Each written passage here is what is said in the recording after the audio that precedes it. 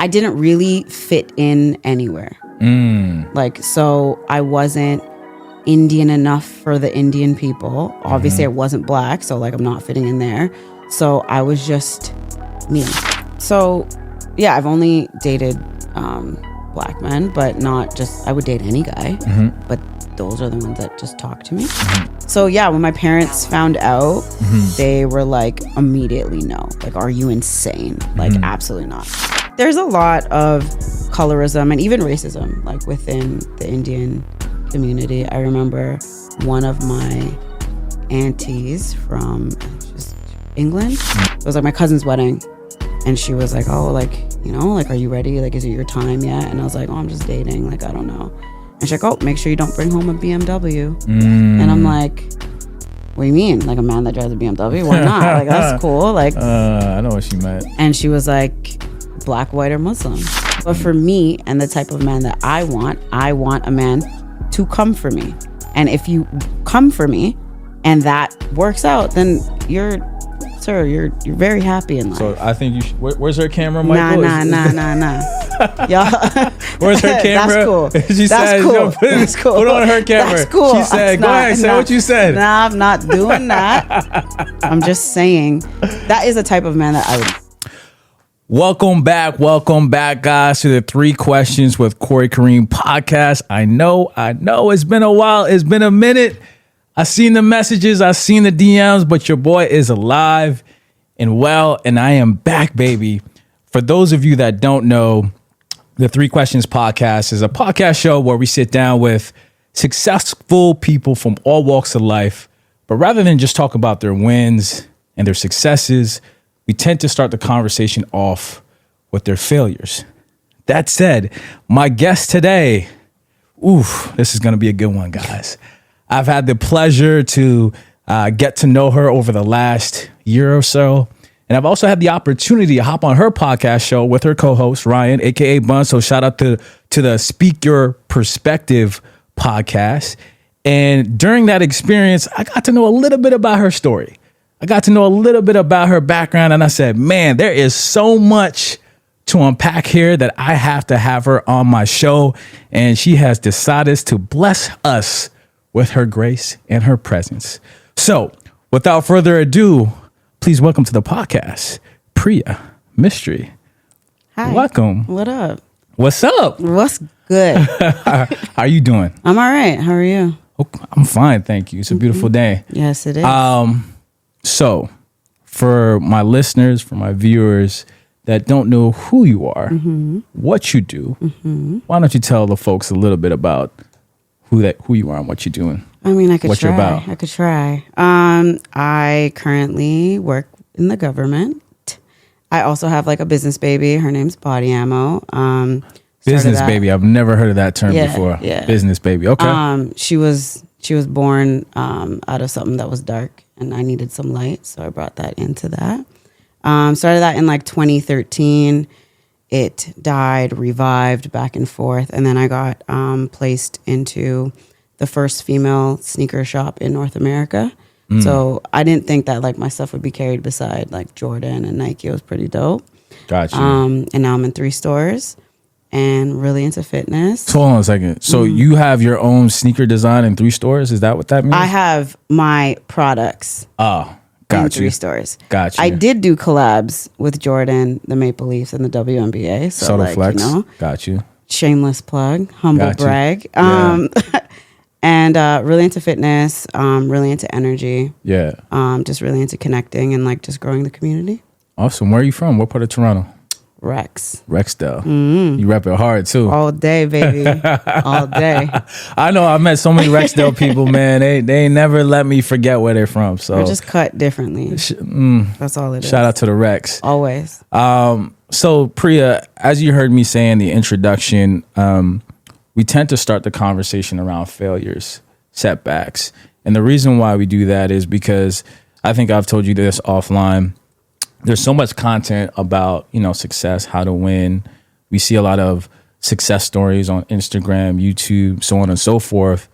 But we don't see or we don't hear enough about how people deal with failures, setbacks, trials and tribulations, the whole thing. So with that in mind, tell us about a time in your life, whether it's be personal or in a professional manner, where you had a setback, mistake, and then tell us, how did you overcome that situation? And most importantly, what you learned from it.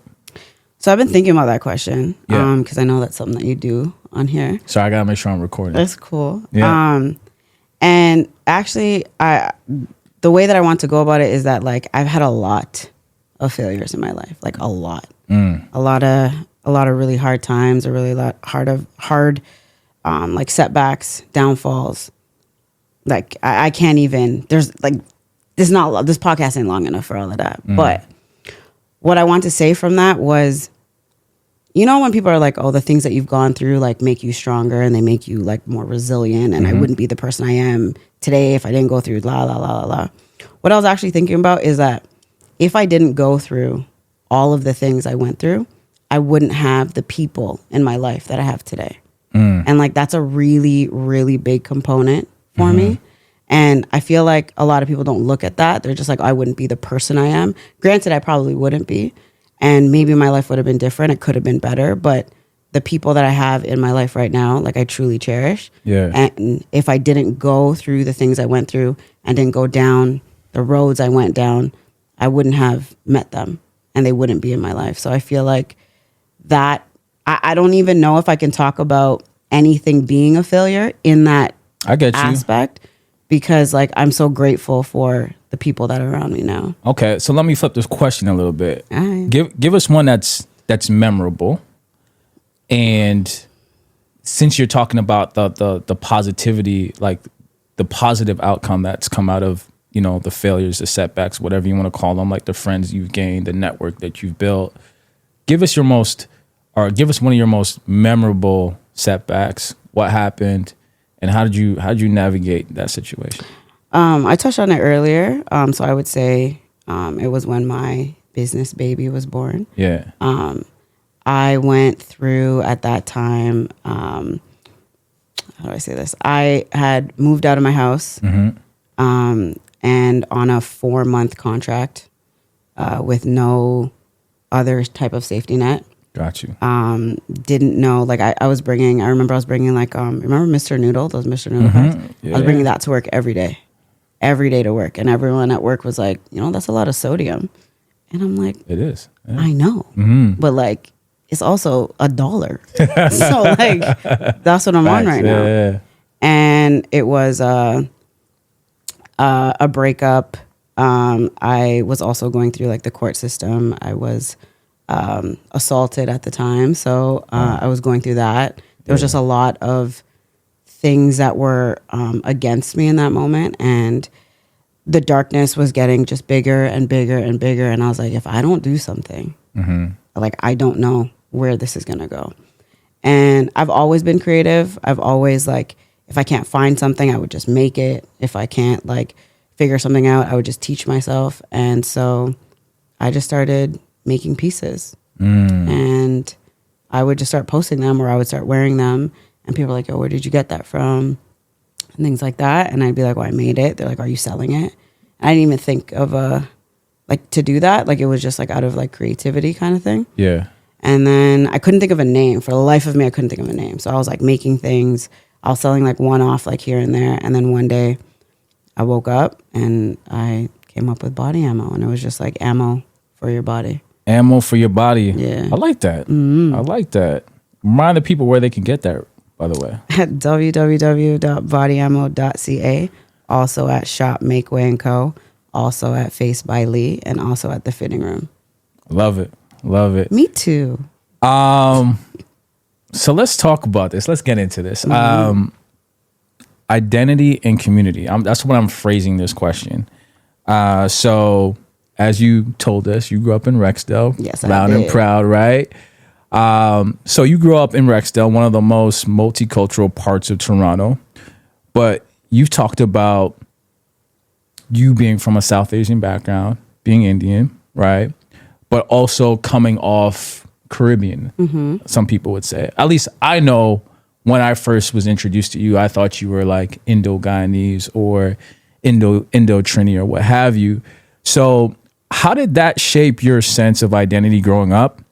And were there moments where you felt caught between how you saw yourself and how other people saw you? And to kind of add context to that, Preeya, I'll give you an example from my own life. I'll give you two, actually. So when I was in junior high school, there was this girl, I can't remember her name, but she was always so Indian, but she told everybody that she was Guyanese, right? I don't know why, but I'm assuming that she felt like ashamed or something like that. And then when we found out, we was like, oh, it's cool. Like, why did you hide it, right? Mm-hmm. And then outside of that community, I remember there was this young kid, again, in junior high school. He just came from Jamaica, but everyone was picking on him, calling him Freshie because he had the accent, the style, whatever. And then I also remember during those times, early 2000s, late 90s, dating myself here, there was a time where even Africans used to pretend they were Caribbeans because it wasn't cool to be African, right? So my point of using all those three examples, like everybody went through a period where it wasn't like cool or they felt it wasn't okay to pretend or something like that. Because I was just curious about that. And that's where the context of the question comes from for me. But I'd love to hear what your experience was like coming up in Rexdale with that. So I agree. I think that a lot of people didn't think it was cool to be what they were. I feel like the Caribbean community was like, that was it. Like that was a lick. Like that's what everyone wanted to be. So like people would put on accents or act like this or act like that. I never felt like that. I was very proud to be Indian, always have been. But so growing up in Rex, specifically like the school I went to, which was shout out West Humber, all day Vikings, all day let's go.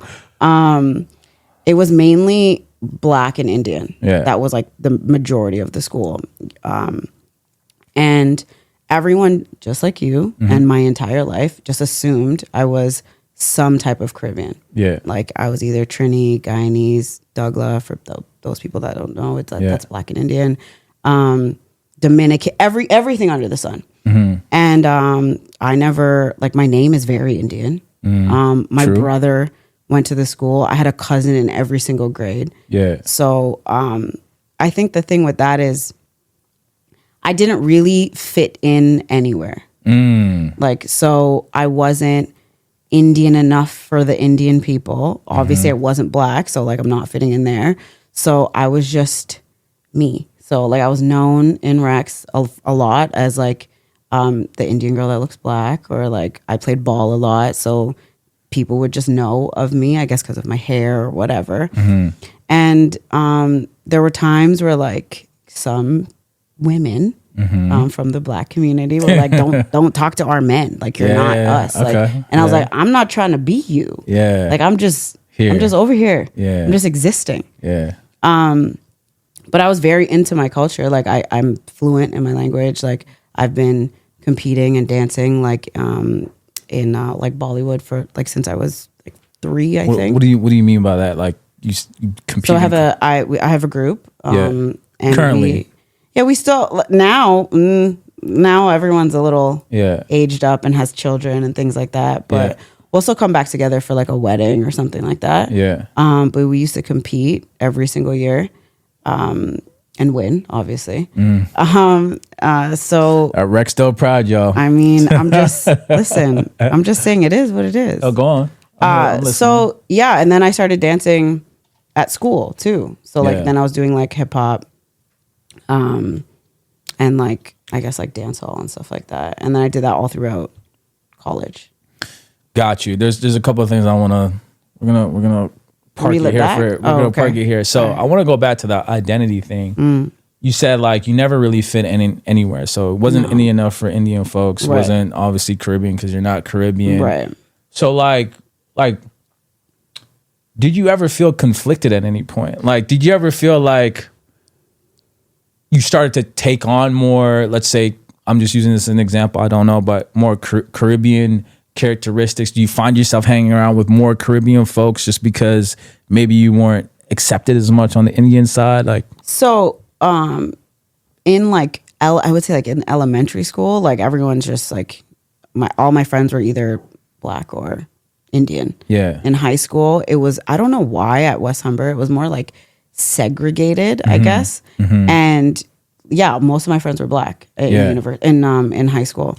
But my home friends, like from the street, like from our block or whatever, like they were all everything. So I don't feel like I took on anything. Like I love Caribbean culture. Like I love it. Like I'm a soca head, I'm a dancehall head, but I also like I said, like I dance with my own culture and stuff like that. So I don't think I ever felt conflicted, and I don't think I was like ever acting outside of who I was, even though I didn't understand or like I didn't feel like I fit anywhere. All of my cousins, again, that even went to the school, like all look the same. They're all very, very fair skin, long straight hair, very slim. I am the opposite of that. So like I just didn't understand that part, and that was more I felt like more distant, like within my family, I would say, more so than like at school and things like that. Right. So kind of on that note, I want to touch on colorism. It's obviously a big and existing conversation within the Black community. You talk about it a lot, not just here in like North America, Canada, and the US, but also a lot in the Caribbean and Africa, even with like, you know, colorism, for those people who don't know, is favoritism to more lighter skinned or more fair skinned people. And even to the point where some folks will take it amongst themselves to bleach their skin to become lighter.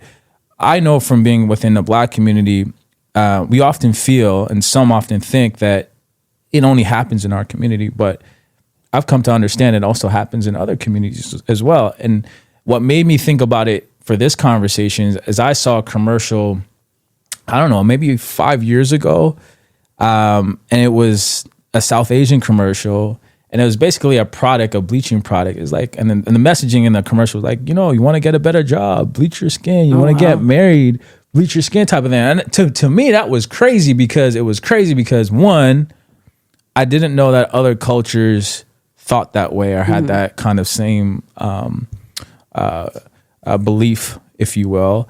And two, that commercial was like 2019, 2020. It wasn't 1960s or anything like that. So I give you that preamble because you sometimes, I don't want to put words in your mouth, but you've kind of, when I've heard your story, you kind of talked about being the black sheep in your family. Yeah. Not looking like everybody else, you know. So how was that? How did you manage that situation, kind of looking different from your family? What were some of the things maybe other family members said to you? Like, how did you navigate being kind of the black sheep, so to speak, of your family? It was rough. So colorism is very prevalent in India, like extremely. Like my mom is extremely fair. Like she looks like an Italian woman. And so she was like very sought after at the time. And so, yeah, growing up was really hard. I couldn't play outside in like the day. Like my parents wouldn't let me go outside. They didn't want you to get darker? Right. Or I would have to wear like long sleeves. I also remember, this is a very vivid memory, but so I grew up in a house, and when the sun was setting, like the shadow for the driveway would go like further and further and further down. And I was like, I could only play where the shadow was until it was like evening time. That's crazy. And I was a kid. So like all my friends are playing in the day. Yeah. So like, what am I really doing at night? That ended up me developing like a skin allergy, like to the sun, where I would get like severe heat rash. Wow. So when I got older, I was just like, I love getting darker. Like I like my skin when I'm like, I feel more golden and you were like tanning today. Yeah, right? exactly. Yeah, while you were prepping. So exactly. See, it's all coming together. And so I would just take the heat rash. So I just kept doing it so that my skin would get adjusted to it. I still get heat rash, but it takes a lot longer. Yeah. So like before, when I would go to like an all-inclusive, like day 2, I had to be like inside with like cold compresses on me and like aloe and stuff like that. Yeah. And it wasn't like a good feeling. Like growing up, I felt ugly, which gave me like a complex for like a really long time.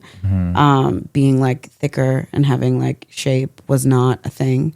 Like it was like to be more like slender and skinny. Yeah.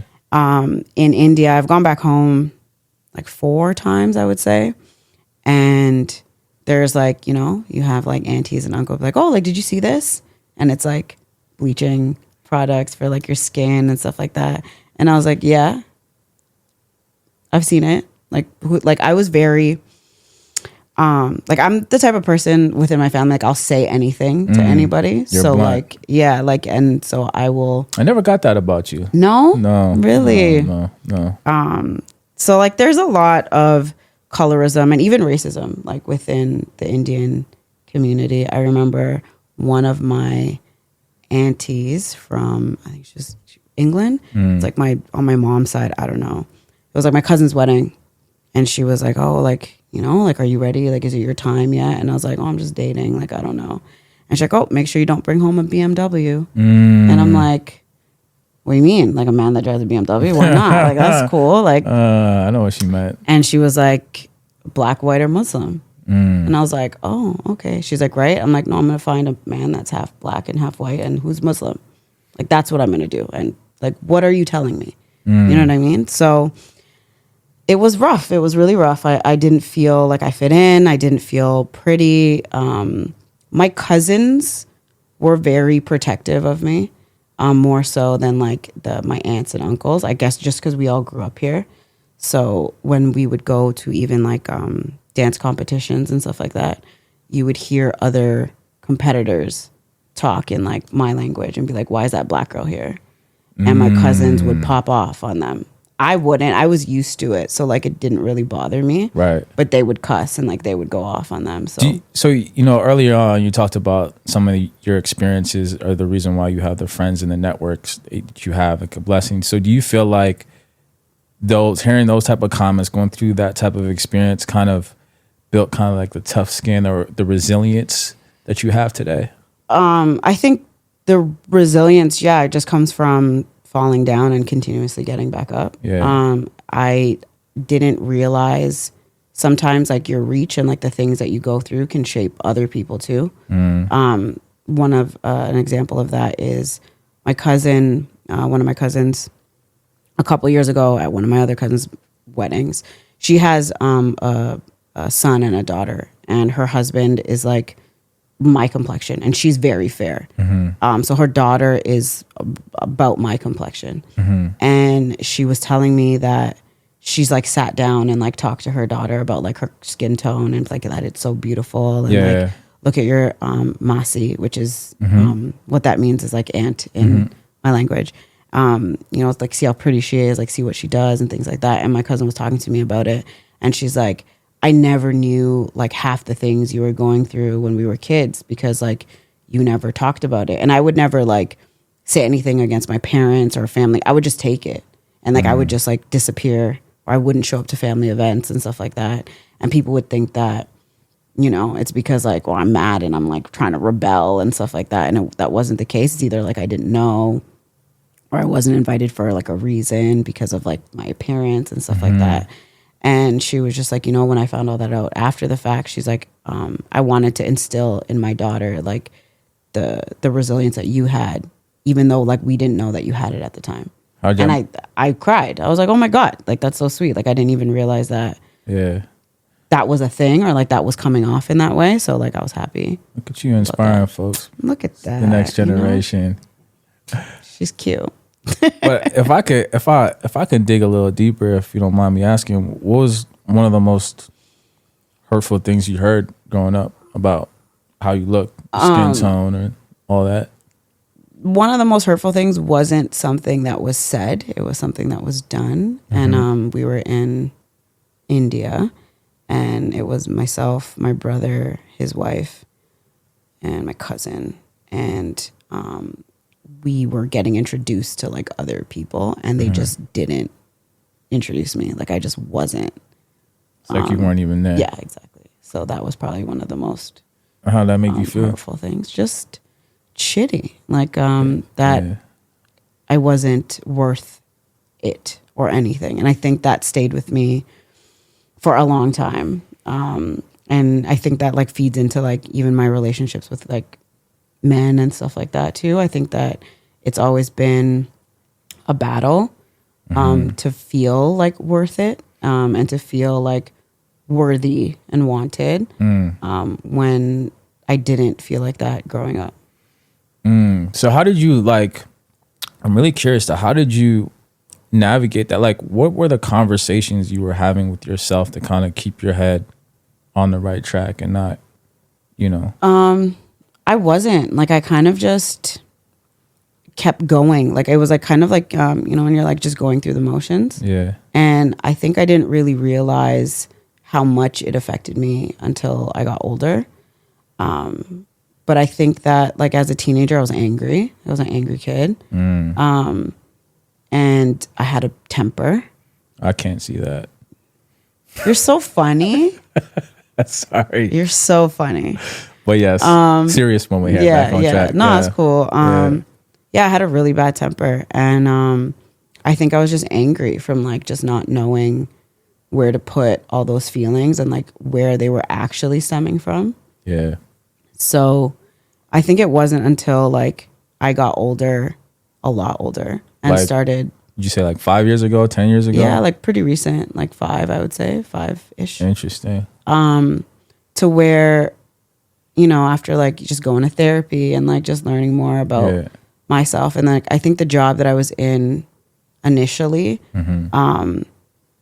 just really helped me understand like just different perspectives and different point of views, to really like look within myself and seeing the things I was allowing and not understanding why I was allowing such bullshit.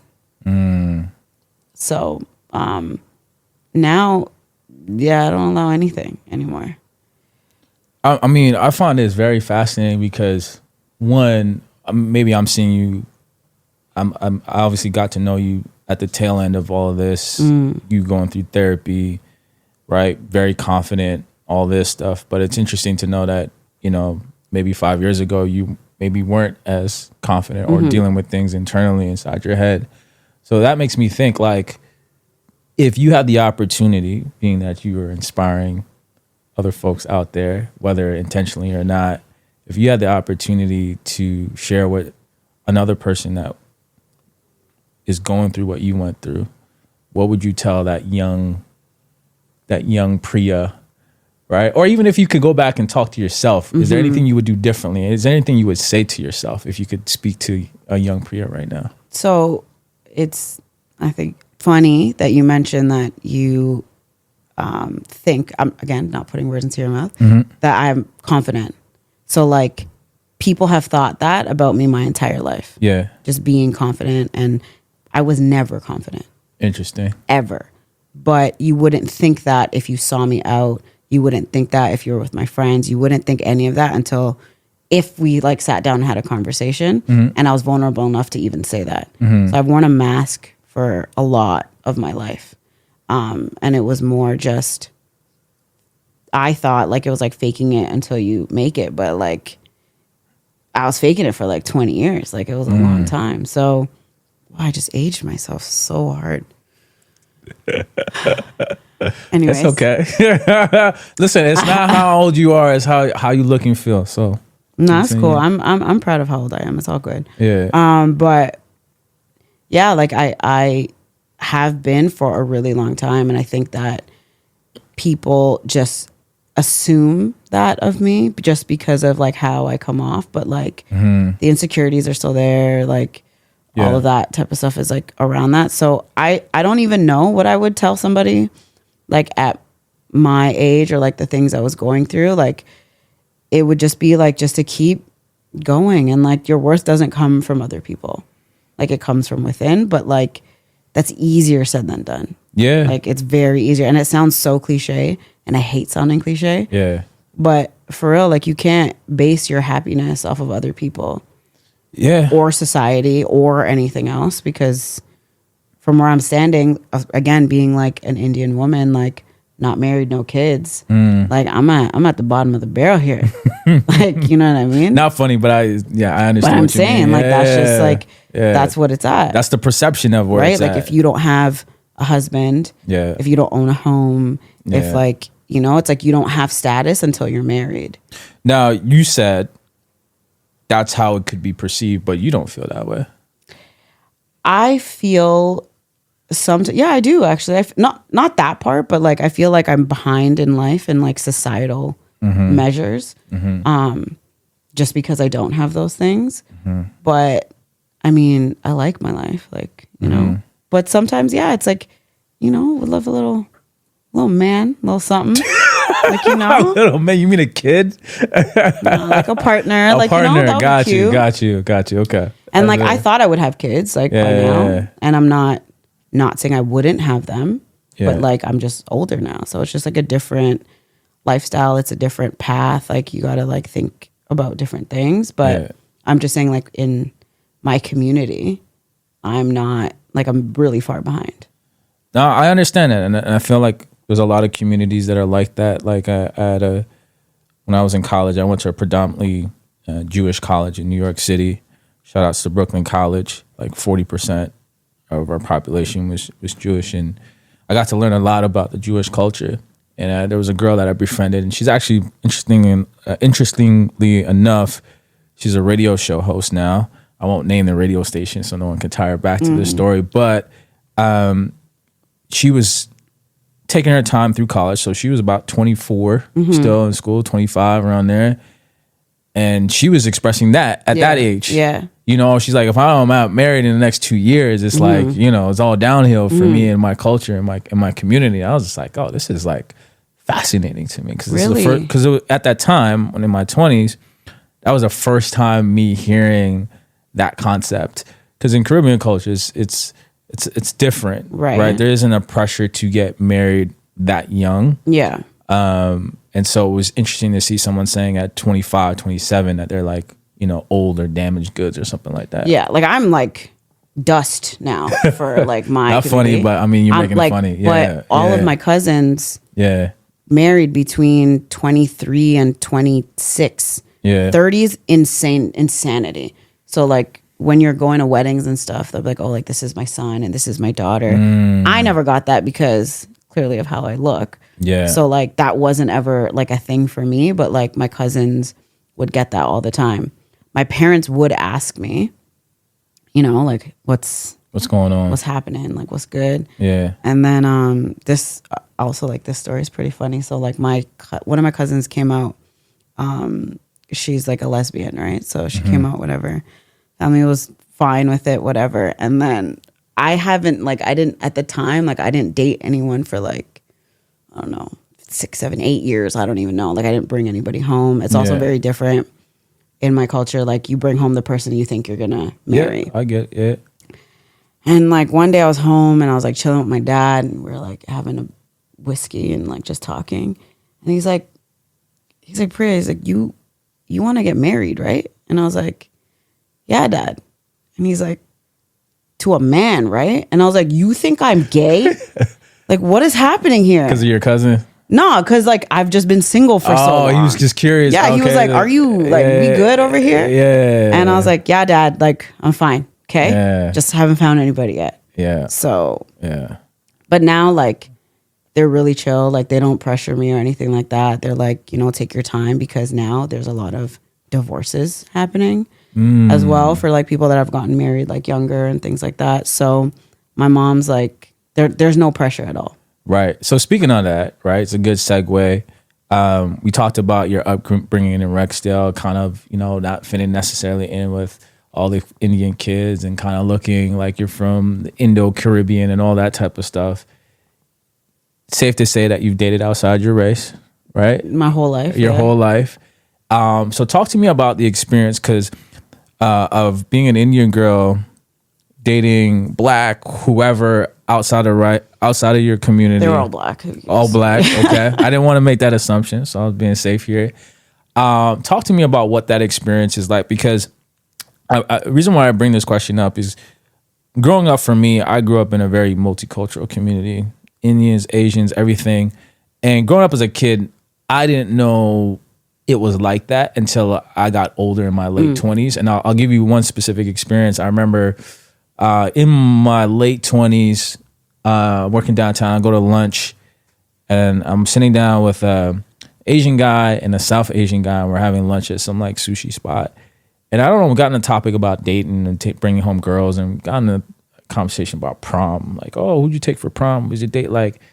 And the Asian guy said, if I ever he's like, I remember getting in a fight with my mom or his parents or something. He's like, so to piss her off, I brought home a black girl. And I was like, yo, that was crazy to me. Wow. And I didn't even know. And like the Indian guy kind of said something there. If I ever wanted to make my mom mad, I would just bring like, and I never really thought about it like that until that moment in my life. So I've come to learn that the Indian community is very tight knit. A lot of that I do respect, but then there's a portion about it that seems very, racist like, or a lot of discrimination or whatever. But racist like, it's racist. Well, I'm trying to be diplomatic here because I understand everybody in the community is not like that. But talk to me about what that experience was like for you personally, where it was then and how it is now. So yeah, I've only dated black men, but not just, I would date any guy, but those are the ones that just talk to me. And my very first boyfriend was Jamaican, because for some reason I can't get away from them. I mean, Jamaican men are, we're out here, but Yeah. Anyways, so yeah, when my parents found out, they were like, immediately no. Like, are you insane? Like, absolutely not. Also, probably didn't help that I was in high school and he was in college. Fair. That also probably didn't help. Yeah, but it wasn't. It was like a 2-3 year difference. I was in like ending of high school, so like 17, I think. Right. But my mom, they were immediately like, no, like you can't do this. And I was like, yeah, okay, whatever. BMW, you broke the rule. I mean, fair. Yeah. And so, that was very rough because I was like, this is my boyfriend, like I love him, like all this stuff or whatever. And then I went to university. We were still together. My parents didn't know. Then I had to take a break. They found out during that time. Like I took a year off of school. They found out. And initially, like they weren't paying for my schooling just because of like the issues I had with them. So they were just like, it was rough, like I said. Right, so like they were like, well, we're not paying for it and whatever. And so the reason I had to take a break from school is because I had to work. Right. So I worked like 3 jobs to like save up to go back to school. And during that time, they found out and they're like, we'll pay for your school if you go to like these 3 universities. And they were all very far away. And so it was strategic. Right. Gotcha. And I was like, so I picked the only one that was still in Ontario because one was in Halifax and one was in the States. And so that was Windsor. So I picked Windsor and I was struggling with it, but I was like, what? And I actually talked to his mom about it. And she's like, you get your education. Like, that's what you do. Like, if he doesn't get that, then like, that's my son, but whatever. He didn't like that. He broke up with me and I went away to school and they paid for it. After that, I came back, whatever. Over time, like, they just didn't care anymore. Like, it was kind of like, I don't know, they were just way more accepting. And I think that I was like talking to my dad and I was like, Dad, honestly, like, I get I'm your daughter. Like, I understand that. But like, when you look at me, like, what do I look like to you? Like, do I look like, he's like, oh, you look Portuguese. I was like, what does that mean? Right. And I'm like, okay, sure. Yeah. My dad's also like very funny. Like he's like amazing. Like he's a great guy. I asked him the other day too. I'm like, so if you could change my name, like, would you ever change it? No hesitation. He would. Yeah. What would you know change what? it to? It was, what the hell was the name? Oh, Maria. Maria. Yeah. Did he? But he didn't like. He wasn't like, oh, let me think about it. He just knew. He was like, Maria. I was like, so do you hate my name? And he's like, no, but like, you look like one. And I was like, all right, Dad, whatever. So interesting. It's interesting also that he chose the Portuguese reference because I'm also thinking about like Goan Indians that were colonized by the Portuguese, right? So I can kind of see why he. It was just like there was just no hesitation in his voice. Like he didn't have to think about it. Yeah. And when I asked my mom's like, "What do you mean? Like, you look like I don't know." She just didn't have like an answer for that. And then they were just fine. And then my last 2 boyfriends, they were fine with.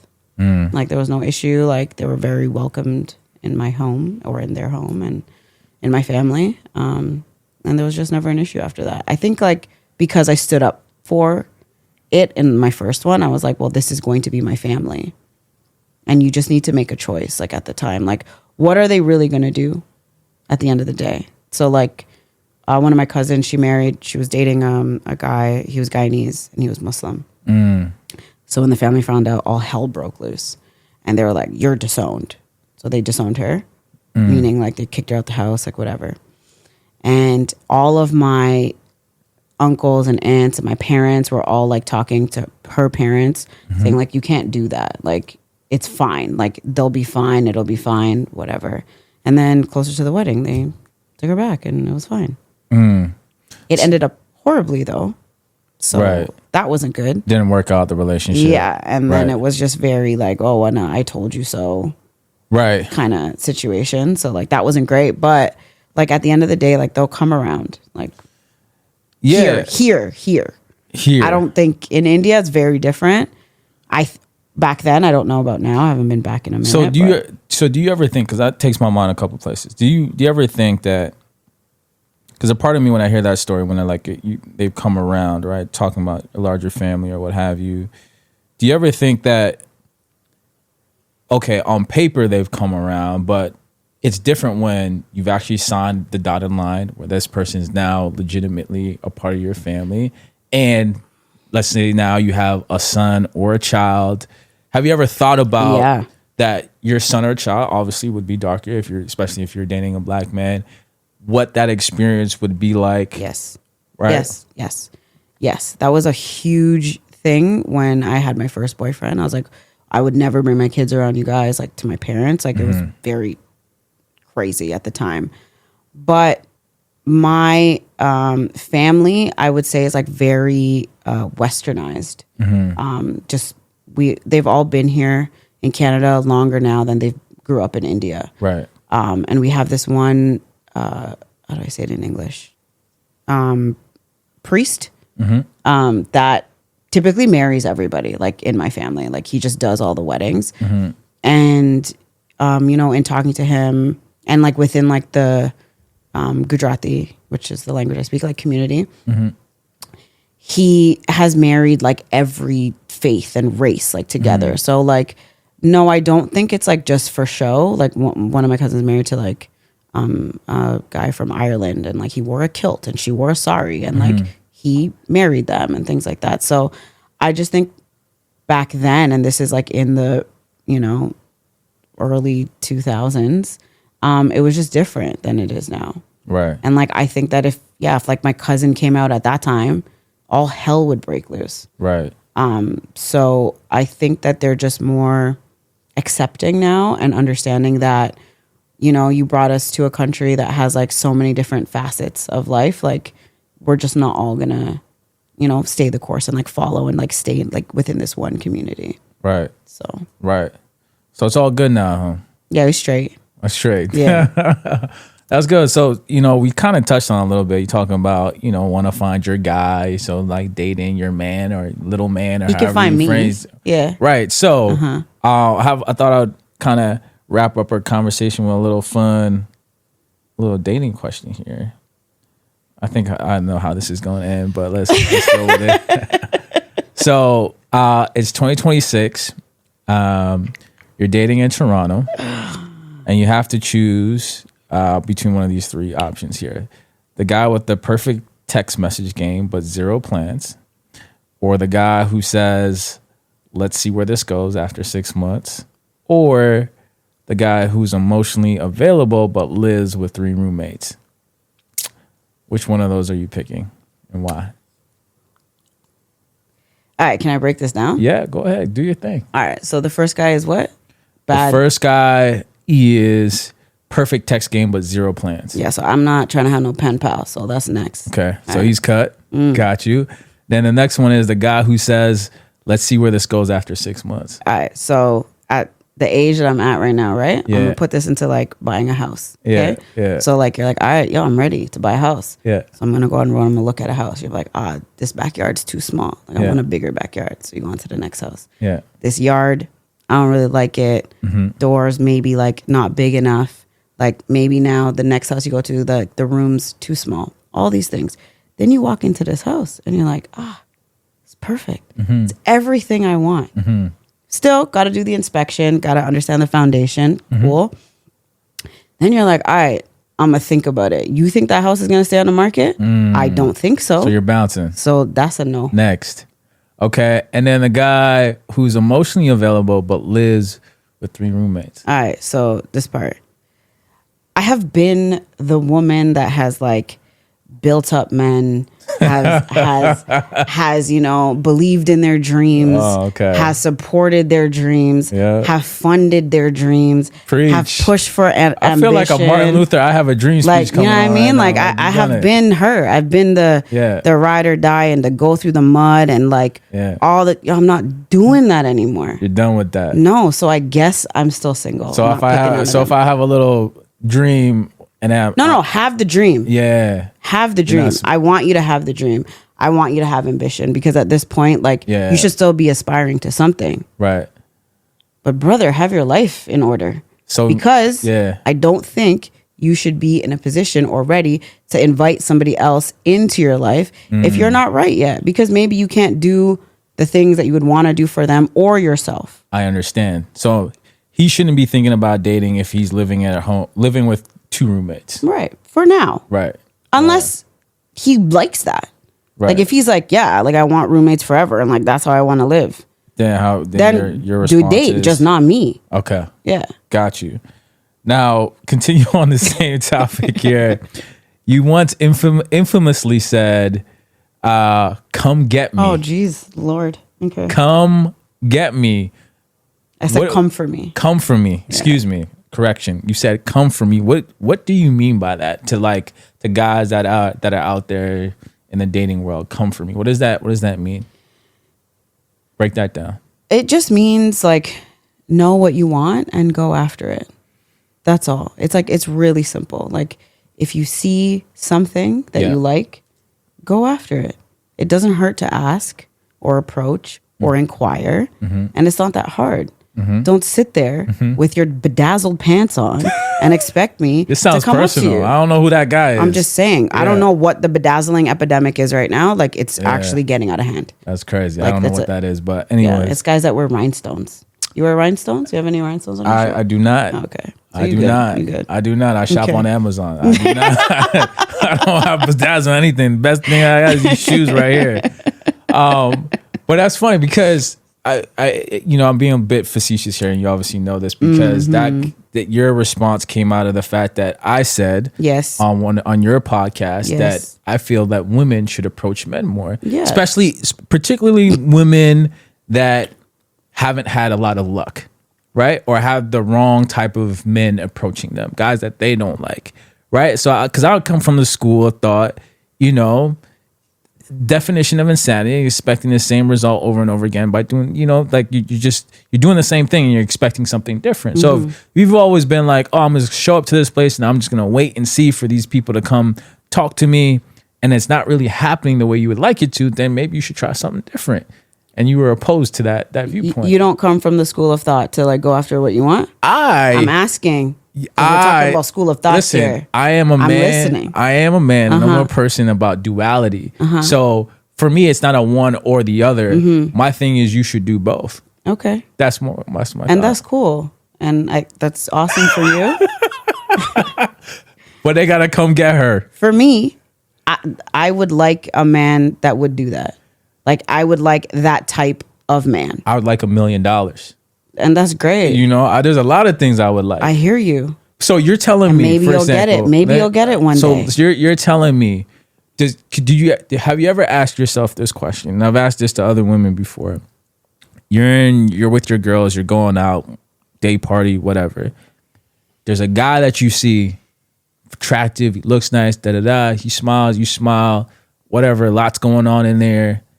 And because he hasn't approached you, you're gonna like not drop any signals, you're just gonna let that go. And maybe he's distracted. I'm not saying that he's shy or anything. We can't make those assumptions yet.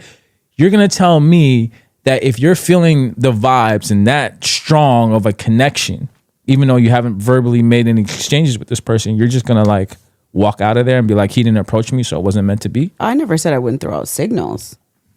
Of course I'm going to throw out signals. I'm just not going up to you. So how would you throw out the signals? I don't know. Looking, eye contact, smiling, who knows? Walking by, I don't know. So you know my theory, because we've shared it on your podcast. I feel like that's a miss for some of y'all, man. I'm not saying that you got to take the man's role. Not what I'm saying. I'm just saying in a day and age where everyone's distracted, everyone's got the phone, everyone's got a bunch of things going on, you might need to insert yourself a little bit more than you usually would. Well, maybe like exactly what you're saying. You're like, don't take the man's role. I think that is the man's role for me. So not for everyone, for me. So hold on. Yeah. Let me just break this down for you before you interject. Yeah. Okay. Yeah. So maybe he is distracted. You're right. Yeah. So maybe he's not in a place where like he wants to talk to anybody. Maybe that's it. I don't know. But for me and the type of man that I want a man to come for me. And if you come for me and that works out, then you're very happy in life. So I think you should. Where's her camera, Michael? Nah. Y'all, where's her camera? That's cool. She That's said, cool. Yo, That's cool. put on her camera. That's cool. She said, go ahead, say what you said. Nah, I'm not doing that. I'm just saying that is the type of man that I would want. All right, cool. So we're going to wrap this up real quick. Preeya, to your best of your abilities, you know I got this amazing game here called 3 Questions. I just need you to pick 3 cards here and answer these questions to your best of your ability to wrap this up. Can I ask you a question? Go ahead. Shoot. Go ahead. Shoot. We can answer them together if you'd like. Okay. Sounds good. Ooh, I would like to ask you this. Who inspires you and why? I would say LeBron James for his consistency and being like top shape. I'd also say Obama in the sense of being able to handle all that like hate and negativity and just be always cool, calm, and collected. Those are the first 2 people that come to mind. Okay. For me, it's my brother. Why is your brother? He has like done everything that he's like wanted to do, like unapologetically. Like he went to school and did the accounting because like that's what you do. And he was like top 3 in his company forever. Then he was like, all right, I'm gonna do my own accounting firm. So then he did that. Then he was like, all right, forget all of this. I want to make cabinets now. So he bought a cabinet company and he did that. And then that went belly up. Not belly up, but like whatever. He had to end that business. And now he took both of those things together and created like a company called Spray House where like it's like refurbishing like your kitchen and stuff like that. Took the business side, took the working side and like put it together. And like to show, like to walk away from like making as much money as he was like and being in such a comfortable place from doing accounting to working with your hands and now like just creating your own company. Like I really admire him. Yeah. No, that's a great story. Yeah. Shout out to your brother. Shout out to him. Shout out to Spray House. Everyone check that out. All right. What is something you are better at this year versus last year? Patience. Really? Yeah. I'm still working on it. I'm not perfect, okay. but patience. Cool. Patience. Cool.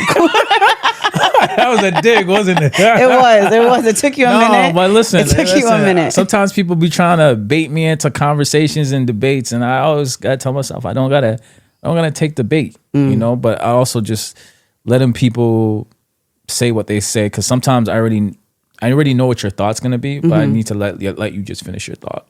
So patience. Did you say you already know what your thoughts? A lot of times I already know what you're gonna say. So you assume. Sure, you would call it assuming, and then usually I'm right. Usually, you think so? Yes. Who's skewing that? Like who's rating that? Moi. Okay, yes, so yes, but patience to answer sounds your like question. a bit biased to me. Yeah, but, probably is. Okay, cool. Yeah. At not letting things that used to matter, like not giving so much attention to things that, in the grand scheme of everything, don't matter. I lost my my soul dog like earlier this year. And Loose, right? Yeah, Loose. Yeah. Rest in peace. I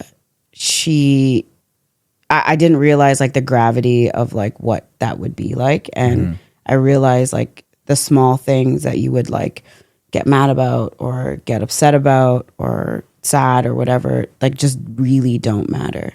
So like maybe before I would get mad or upset or care if like, oh, you don't get like a text back or somebody talk to you in like this way, or you're debating and going back and forth with this person. I'm just like, argue with yourself on my phone. Honestly, like I don't care anymore. Yeah. So like, It's not that I serious. think it's not that serious in the grand scheme of everything. Like it's really not that big of a deal. And the things that people make or put so much Facts. attention on it's just not the case. And you know what? That made me think of someone I know that just recently found out that they have breast cancer. And just like that, like your life changes, right? Your Things perspective changes, right? 1000%. So I agree with that. That's the last one. What bad habit are you defending? Okay, I've been thinking about this. Because I'm an overachiever, I often overstack my days. And because I overstack my days, it'll sometimes make me late to things. Because I'm like, oh, I put these 8 things on my list thinking I'm Superman. And I'm like, I try to do all 8 and I end up being late to the function, or I'm like not feeling so good because I wasn't as productive because I didn't get all 8 things done. So I tend to overstack my days, but I defend it by being, hey, this is what you need to do to get things done. Okay. That's not bad. I don't know if I have any bad habits, to be honest with you. That sounds a little bit skewed. No, I really don't know if I have any bad habits. I guess lateness, I guess that All could right, be since one. you're giving me a soft ass answer, no. I'm gonna ask another question that's in here. Whoa. What is one what is one bad thing, or what is one common thing your exes would say about you?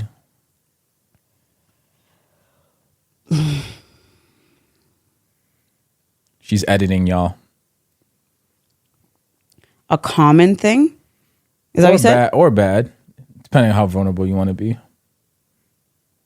That I love hard. Man, that sounds like on an interview. Like, what's one thing you need to prove on? Oh, I'm a workaholic. That sounds like one of those answers right there. I mean, there is one, but I can't really say that on fair here. enough. So Fair enough. Yeah. Fair enough. Yeah. Fair enough. Let's keep it. Yeah. Not your podcast. Y'all go down that world. I need to get sponsors here. No, right. I'm a lover girl. I am. So they would say that. And I'm very thoughtful.